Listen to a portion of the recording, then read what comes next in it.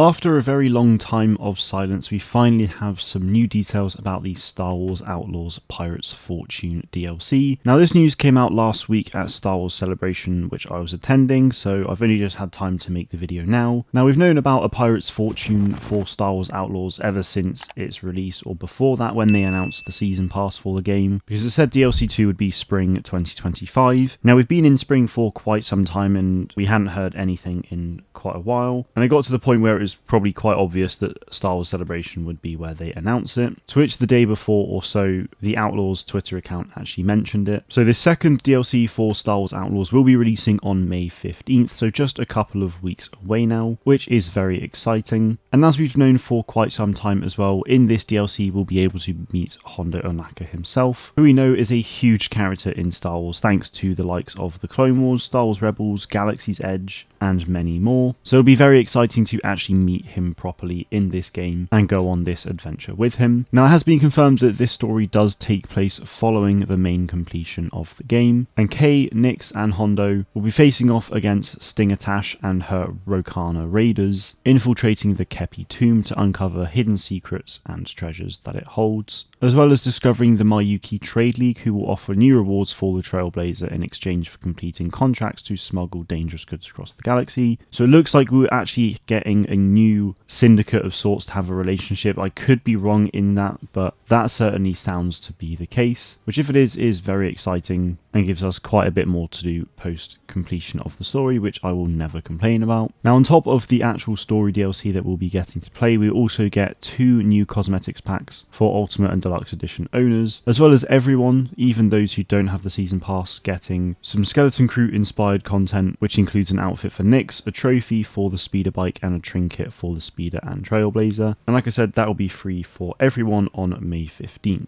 Now, it's worth noting that Star Wars Outlaws also now actually has a demo, which means that if you haven't played Star Wars Outlaws because you've either not been too interested or you haven't been able to afford it, there is now a free demo accessible for everyone to be able to play. So I would highly recommend giving that a try so that you can have your hand at playing this game. But that is all the Star Wars Outlaws news for now. I'll be covering the DLC a little bit more once it releases, but that is it from me today. Thank you all very much for watching, and may the Force be with you always.